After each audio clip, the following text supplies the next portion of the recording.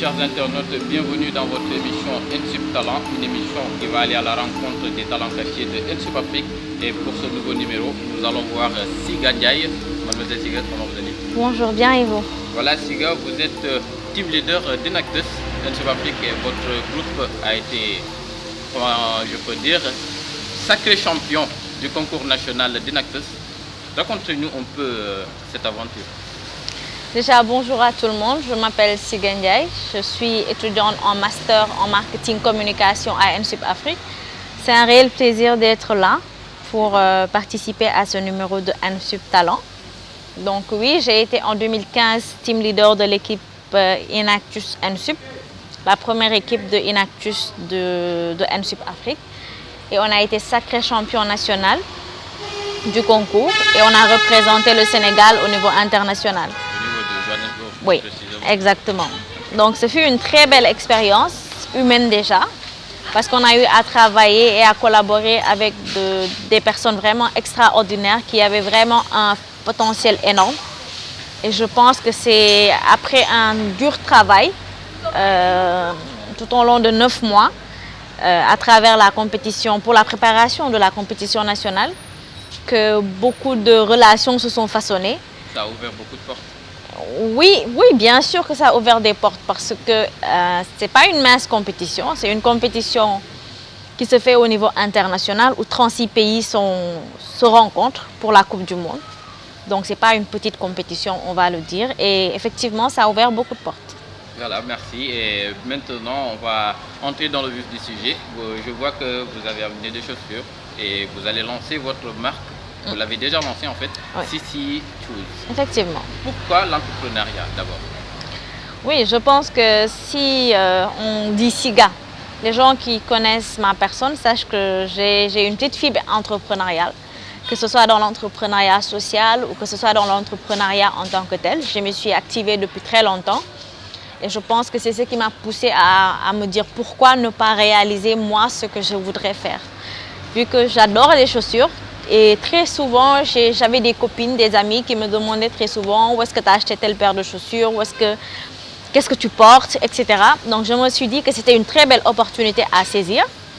Et après avoir cherché beaucoup d'expérience, donc je me suis dit que là, je pense que je suis en mesure de lancer quelque chose qui m'appartient et d'être dans quelque chose où je suis passionnée. Surtout ça, parce qu'il faut travailler dans quelque chose où on sent vraiment qu'on aime ce qu'on fait.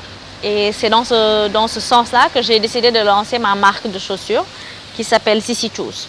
Voilà, et maintenant, comment vous avez fait pour entrer dans tout ça, genre vous vous êtes lancé vous-même ou vous êtes en collaboration avec une structure? Non, je ne suis pas en collaboration avec quelqu'un. Je me suis lancée toute seule parce que c'était aussi un challenge. En entrepreneuriat, pour moi, le mot-clé, c'est oser.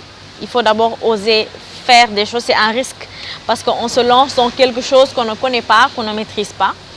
Et voilà, j'ai juste osé vraiment me lancer toute seule.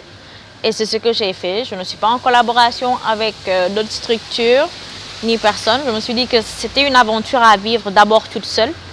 C'est aussi un moyen de me tester. C'est un challenge que je voudrais relever. Et voilà, peut-être que au fur et à mesure, je verrai des personnes intéressantes qui pourront bien évidemment collaborer avec moi. D'accord, maintenant, ces chaussures qui sont là, c'est fait à base de quoi? Bon, à base de matières premières, déjà ça, par exemple, c'est du daim qu'on utilise pour fabriquer les chaussures. Donc, en fait, c'est une belle matière, nous on trouve, et les clients aiment beaucoup. Donc, c'est la raison pour laquelle on s'est dit qu'on allait travailler, excusez-moi, avec des matières premières disponibles ici. Donc, c'est fait ici au Sénégal. C'est les cordonniers sénégalais qui l'ont réalisé. Et je pense que déjà, les retours que j'ai eus par rapport à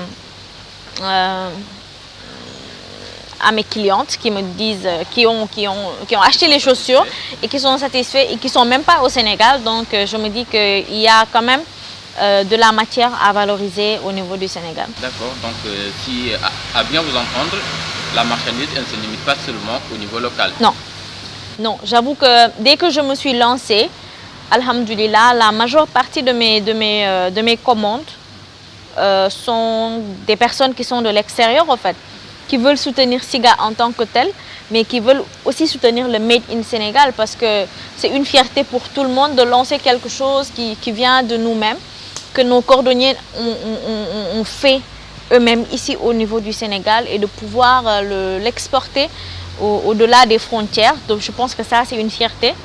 Et voilà, j'ai quand même des clientes très très charmantes qui sont au niveau de l'extérieur, surtout en France, qui se procurent très souvent de ces chaussures. Donc maintenant, le milieu entrepreneurial, c'est un milieu très dangereux, vous le savez déjà. Donc est-ce que vous arrivez à vous y faire facilement? Oui, comme je viens de vous le dire, entreprendre c'est oser. Donc on se lance dans quelque chose qu'on ne connaît pas, qu'on ne maîtrise pas. C'est vrai qu'on va faire une... Exactement. Il y a une étude de marché qui est faite au préalable, etc. Mais on ne peut pas être sûr à 100% que notre business va marcher. On ne peut pas être sûr à 100% que les gens vont l'adopter, vont se l'approprier. Donc c'est un risque. C'est un risque parce que c'est un investissement. C'est un investissement physique, financier et un gros risque qu'on prend quand on se lance dans le milieu de l'entrepreneuriat. Mais pour moi, ce n'est pas dangereux. C'est juste que, en fait, c'est un moyen de tester un peu la personne. Parce qu'en entrepreneuriat, parfois, on peut avoir de grosses pertes, mais il faut savoir se relever, aller de l'avant et c'est des risques à prendre. Voilà. Maintenant, à combien est-ce que valent les prix des chaussures? Bon, l'intervalle des prix, c'est de 8 000 à 17 000. À 17 000 parce qu'on voudrait quand même que les chaussures soient de bonne qualité. Ça, j'y tiens vraiment. Que les chaussures soient de bonne qualité, que les gens qui le portent puissent être satisfaits, le porter 1 an, 2 ans, 3 ans, 4 ans, 5 ans. Donc déjà ça. Et on voulait aussi faire un produit qui était accessible à toutes les bourses. Donc les personnes qui sont intéressées vraiment et qui veulent acheter de la qualité peuvent acheter ces chaussures qu'ils peuvent porter 2 ans, 3 ans, etc. à des prix quand même abordables et qui est garant quoi. Donc je me suis dit que c'est la raison pour laquelle je n'ai pas haussé les prix. Mais aussi, ce n'est pas des chaussures qu'on peut acheter par exemple à 2 000, 3 000, il faut l'avouer, parce qu'il y a la qualité derrière. Donc je pense que c'est un peu ça. Mais comment vous arrivez à écouler la marchandise? Oui, en fait, j'adopte une stratégie, en tout cas pour l'instant, qui marche quand même assez bien.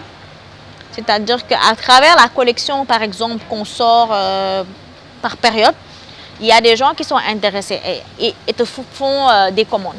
Donc c'est à travers ces commandes-là que je maximise le nombre de chaussures que je dois fabriquer et que je livre. C'est-à-dire que ce n'est pas des produits qui vont rester après entre ma main et que je ne puisse pas les coller. Donc pour l'instant, c'est cette stratégie que j'ai utilisée, ça marche assez bien. Maintenant, pour les perspectives, bien sûr, j'aimerais ouvrir une boutique où ce sera de la marchandise sur place, même si là nous faisons de la vente en ligne. Donc on voudrait vraiment plus développer cela. Mais pour l'instant vraiment on trouve que c'est une bonne stratégie dans la mesure où on n'a pas de la matière à garder ou à essayer de solder coûte que coûte. On part sur des commandes et c'est sur la base de cela qu'on essaye de satisfaire nos clientes. Donc, merci beaucoup Mademoiselle Siga. Je crois Merci que tout a été dit. Maintenant, quel est votre mot de la fin? Je tenais déjà à vous remercier pour l'invitation et particulièrement à M. Meng, lui qui a été mon coach, mon mentor durant tout mon processus, en fait ma formation ici à NSUP. Donc un grand remerciement à lui et je vous encourage aussi. Et je dirais à tous les jeunes de vraiment réaliser leurs rêves. Prenez le temps vraiment de réaliser vous aussi vos rêves. En fait, pour le faire, il va vous falloir de l'expérience, il va falloir contribuer à la réalisation du rêve d'une autre personne. Mais après, prenez vraiment le temps de réfléchir, de voir ce que vous voulez faire dans votre vie. Et voilà, vous pouvez vous lancer. Donc, mesdemoiselles et messieurs, c'est cet élément qui met fin à cette émission. Ça n'est fini. On se donne rendez-vous très prochainement pour un autre numéro d'NSUP Talent. D'ici là, portez-vous bien.